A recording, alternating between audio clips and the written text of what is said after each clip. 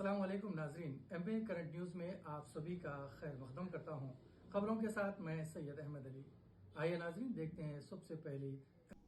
अस्सलामुअलैकुम everyone, welcome back to साज wedding mall ईदी बाजार हैदराबाद। जैसा कि साल के 12 महीने हर हफ्ता और इतवार को ऑफर रहता है, ये तो सभी को मालूम ही है।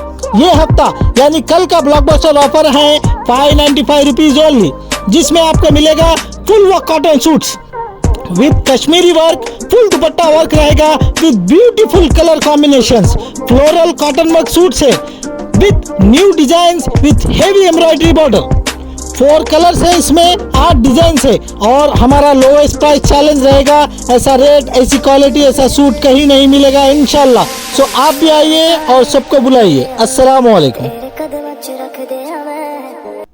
तेलंगाना के वजीर के तारक रामाराव आज एक हादसे में बाल बाल बच गए। निज़ामाबाद ज़िले के आरमूर असम्बली हलके में बीआरएस के उम्मीदवार जीवन रेड्डी के पर्चे नामजदगी दाखिल करने के लिए निकाली गई रैली में यह वाक़या पेश आया। बताया गया है कि वजीर केटीआर खुली गाड़ी में जीवन रेड्डी और दीगर के साथ खड़े थे तो रास्ते में बरखी तार देखकर ड्राइवर ने अचानक ब्रेक लगाई और केटीआर के साथ दीगर कायदीन आगे जा गिरे।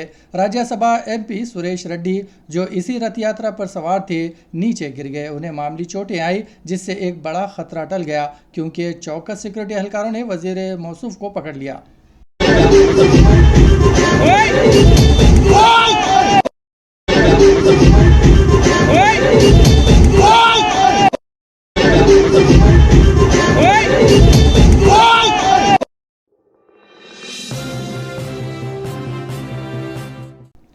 कुल हिंद मजलिस इत्तेहादुल मुस्लिमीन ने शहर हैदराबाद के बहत्तरपुरा असम्बली हलके से मोहम्मद मुबीन को उम्मीदवार बनाया है। सदर मजलिस बैरिस्टर असदुद्दीन अवैसी एमपी ने मोहम्मद मुबीन को उम्मीदवार बनाने का ऐलान किया है। मजलिस ने तेलंगाना असम्बली इंतखाबात के लिए 9 उम्मीदवारों को खड़ा किया है। आज आखिरी उम्मीदवार के नाम का ऐलान कर दिया गया। मोहम्मद मुबीन फ़िलहाल GHMC में मजलिस के कॉरपोरेटर है।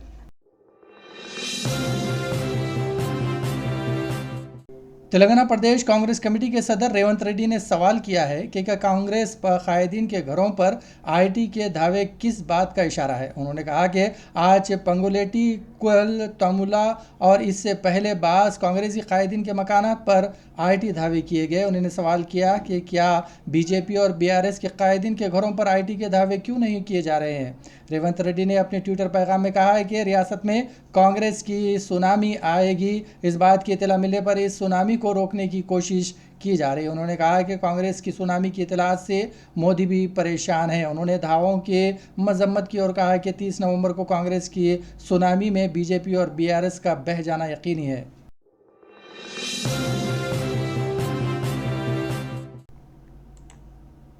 हैदराबाद में शादी की तकरीब में शिरकत के बाद स्कूटी पर 3 बच्चों के साथ मेदक रवाना होने वाली खातून और इसके 2 बच्चे जाँ बहक हो गए, जबकि एक लड़की करिश्माती तौर पर बच गई। यह हादसा आज सुबह मेदक ज़िले के कलकाल इलाके में उस वक्त पेश आया जब 3 बच्चों के साथ जाने वाली खातून की स्कूटी को नामालूम गाड़ी ने टक्कर दी थी। हादसा इतना शदीद था कि तीनों मौके पर ही हलाक हो गए। ये अफराद हैदराबाद से मेदक की सिमत जा रहे थे।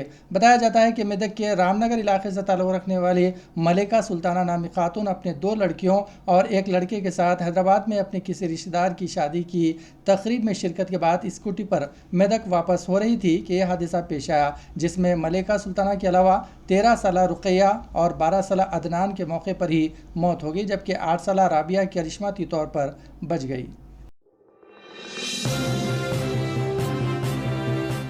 मजलिस बचाओ तहरीक के तर्जुमान अमजदुल्ला खान खालिद हल्के याकुतपुरा से पार्टी उम्मीदवार होंगे। आज MBT ने हल्के याकुतपुरे से अमजदुल्ला खान खालिद को अपना उम्मीदवार बनाने का ऐलान किया है। पर्चे नामजदगी दाखिल करने की आज आखिरी तारीख है और आज ही पार्टी ने याकुतपुरे से उम्मीदवार के नाम का ऐलान कर दिया। अब याकुतपुरे में इंतखाबी मुकाबला काफ़ी दिलचस्प होगा।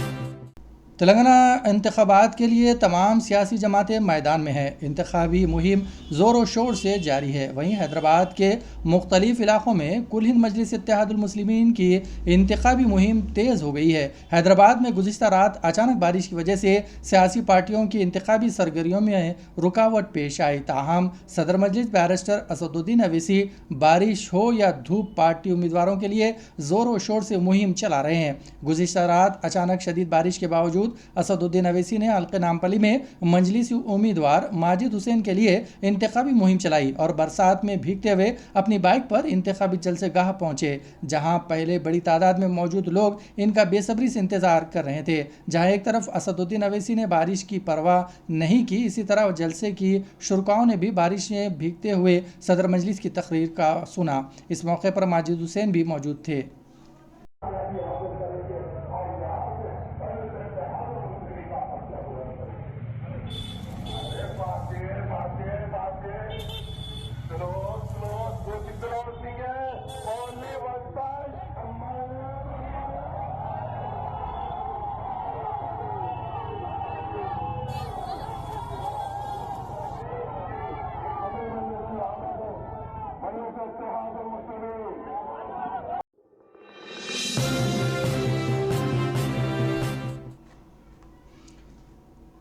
हिंदुस्तानी महकमे मौसमियात ने इंतबाह दिया है कि तेलंगाना में अगले 3 रोज़ तक शदीद बारिश का इम्कान है। इसमें कहा गया है कि जुनूब मशरक़ी बहर अरब, लक्षद्वीप खत्ते और मगरबी खलीज बंगाल के दरमियान हवा के कम दबाव का सिलसिला जारी है, जिसके ज़ेर असर जुनूबी हिंदुस्तान के कई हिस्सों में हल्की सी बारिश होने का इम्कान है। तेलंगाना, आंध्र प्रदेश, केरला, तमिलनाडु, कर्नाटक और जज़ायर अंडमान और निकोबार में बारिश की तवक्को है। इसके अलावा शुमाल मशरक़ी मानसून की वजह से तेलंगाना के कई अजला में हल्की से भारी बारिश और कई मुकामात पर मौसलाधार बारिश का इम्कान है। महकमे मौसमियात ने खबरदार किया है कि गरज चमक और 40 किलोमीटर फी घंटे की रफ्तार से हवा चलने का इम्कान है। मंगल को हैदराबाद समेत कई अजला में 3 घंटे तक बारिश हुई। बाज़ मुकामात पर हल्की और बाज़ मुकामात पर तेज़ बारिश हुई है।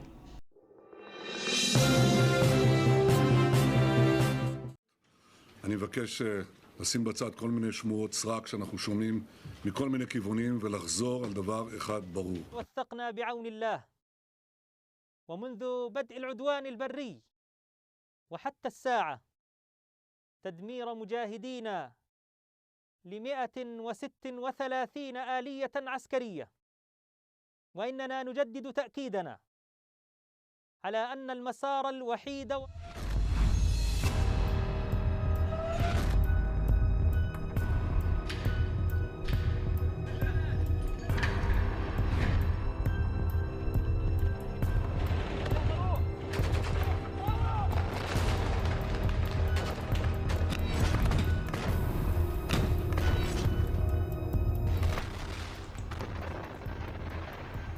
इसराइल और हमास के दरमियान मुसलसल 33वें रोज़ से जारी जंग 7 अक्टूबर को हमास के हमले के बाद से इसराइली फ़ौज गाज़ा पट्टी में तेज़ी से हमले कर रही है, जिसके नतीजे में आम लोग भी भुगत रहे हैं। इसराइली फ़ौज के हमले में अब तक 10,500 अफराद हलाक हो चुके हैं। हमास को तबाह करने के मकसद से 7 इसराइल ने गाज़ा पट्टी पर मुसलसल बमबारी और ज़मीनी हमलों से जवाबी कार्रवाई कर रही है। गाज़ा में हमास के ज़ेर इंतज़ाम वज़ारत सेहत के मुताबिक 10,500 से ज़्यादा अफराद हलाक हुए हैं, जिनमें से ज़्यादातर बच्चे शामिल हैं। हमास ने दावा किया है कि इसराइल ने ज़ख्मी फ़लस्तीनियों या गैर मुल्कियों को गाज़ा पट्टी से रफ़ा क्रॉसिंग के ज़रिए मिस्र मुंतकिल करने का अमल भी रोक दिया है। हमास के एक एहलकार ने AFP को बताया है कि क्रॉसिंग पॉइंट इसराइल की जानिब से ज़ख्मियों की फहरिस्त मंजूर करने से इनकार की वजह से बंद रहा। इसराइली वज़ारत आज़म बेंजामिन नेतन्याहू ने एक बार फिर गाज़ा में जंगबंदी के बैनुल-अक़वामी मुतालबात को मुस्तरद करते हुए कहा है कि हमास पहले तमाम यरगमालियों को रिहा करें। जंग उस वक्त शुरू हुई जब हमास ने 7 अक्टूबर को इसराइल पर हमला किया और इसराइली हुक्काम के मुताबिक तकरीबन 1,400 अफराद को हलाक किया गया, जिनमें ज़्यादातर आम शहरी थे और 240 यरगमालियों को यरगमाल बनाया। हमास के मुसल्लह विंग ने एक वीडियो भी जारी की है जिसमें गाज़ा शहर में बमबारी की गई इमारतों के साथ सड़कों पर लड़ाई देखी जा सकती है। इसराइली डिफेंस फोर्सेस IDF ने गाज़ा के शहरों पर अपने हमलों की एक वीडियो शेयर की और दावा किया है कि वो हमास के बुनियादी ढांचे और इनके जंगजुओं के ज़ेर इस्तेमाल सुरंगों को निशाना बना रहे हैं।